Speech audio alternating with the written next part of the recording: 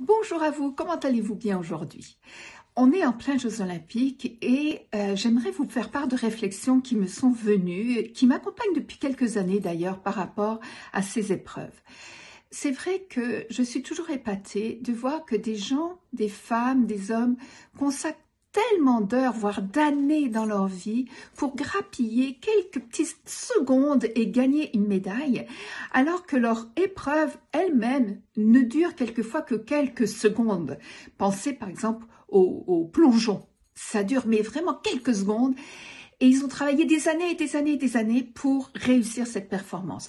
Il y en a qui durent quelques minutes, comme une prestation de patinage artistique ou du snowboard ou une descente de ski. Mais c'est quand même très court, très court, 2, 3, 5 minutes par rapport au nombre d'heures qu'il a fallu pour en arriver là. Et ça m'épate toujours parce que je trouve ça assez extraordinaire, cette persévérance, cet acharnement, ce courage, cette motivation que cela démontre.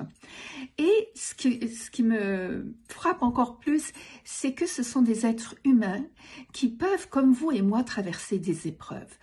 Je vous cite Joanie Rochet qui a perdu sa mère quelques jours avant sa prestation comme patineuse artistique à Vancouver. Maxence Parot qui vient de gagner une médaille d'or à Pékin et qui lui a eu un diagnostic de cancer en 2018, un lymphome d'Hodgkin's et qui s'en est ressorti. Et Meriata Odiné qui elle, en 4 ans, eh bien, a eu une commotion cérébrale avant les Jeux Olympiques de 2018, a eu une fracture très grave de la colonne vertébrale en 2019, a perdu son frère en mars 2020 d'un cancer.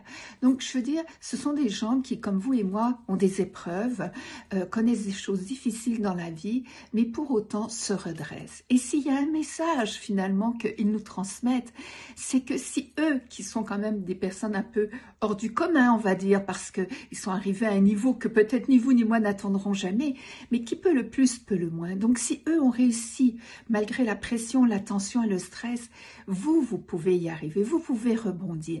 Puis il existe des bons outils. J'ai créé un programme qui s'appelle Rebondir qui peut vous aider, mais il n'y a pas que le mien évidemment. Mais je vous invite à y penser. Si des personnes comme vous et moi sont capables d'aller jusqu'au bout de leurs rêves, sont capables de surmonter des épreuves, nous aussi. Alors je vous invite à les prendre comme exemple. À bientôt, au revoir.